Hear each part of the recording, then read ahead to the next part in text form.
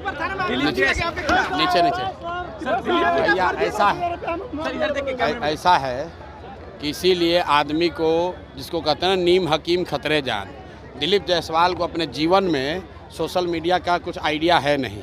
इनके पिताजी को सोशल मीडिया हम लोगों ने सिखाया है। जिस अकाउंट की वो बात कर रहा है, सब लोग ध्यान से सुन लीजिए, जिस अकाउंट का बात दिलीप जायसवाल कर रहे हैं वो भाजपा के 2 लोग आज से नहीं 2016 से चला रहे हैं। और उस आदमी को ये भी नहीं समझ है कि ये भाजपा का कोई पेज नहीं है, ये फेसबुक ग्रुप है जिस पर कोई भी जाकर कुछ भी लिख सकता है।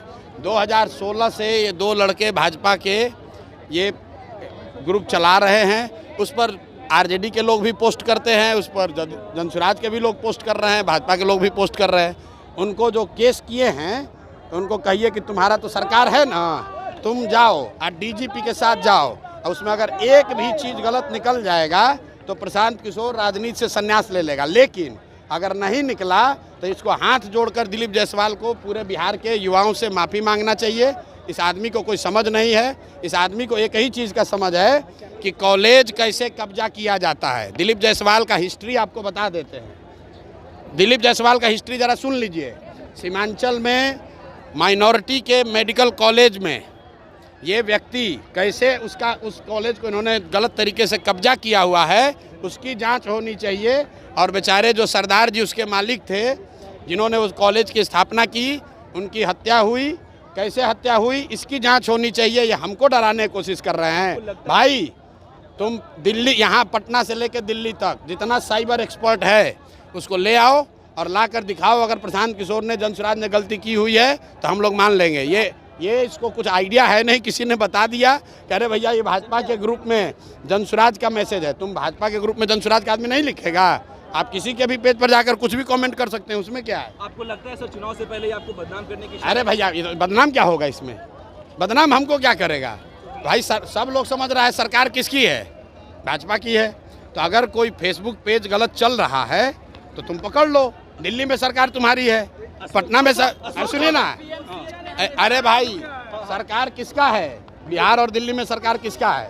फेसबुक पेज पर अगर कुछ गलती है तो तुम पकड़ो, अगर है हिम्मत तो।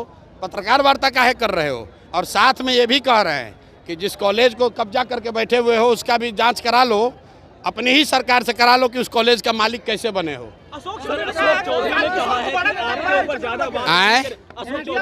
कि आपके ऊपर ज्यादा बात नहीं करेंगे, आपको ज्यादा बराबर नहीं बनाएंगे, ज्यादा बात नहीं। ठीक बात है। अशोक चौधरी के लिए कल मैंने कहा कि हम लोग जानते हैं कि नेता दल बदलते हैं, लेकिन अशोक चौधरी बिहार के सर्वदलीय नेता हैं। इनके बाबूजी कांग्रेस में, ये खुद जदयू में, बेटी लोजपा में और दामाद आरएसएस भाजपा में।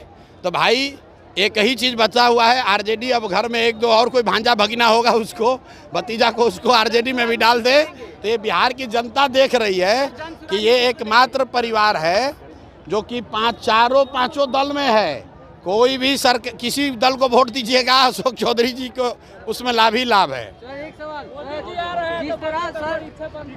अरे मोदी जी आ रहे हैं तो आप लोग देखिए कि सब जिला से बिहार के बच्चों का, बिहार के गरीब जनता के पैसा पर, आपके हमारे पैसा से भीड़ जुटाने के लिए सब सरकारी खर्चा पर बस से ले जाकर भीड़ जुटाया जा रहा है। तो सब लोगों को पूछना चाहिए कि भाई आप हम लोग को कुछ दे तो नहीं रहे हैं, हम लोग का ले क्यों रहे हैं?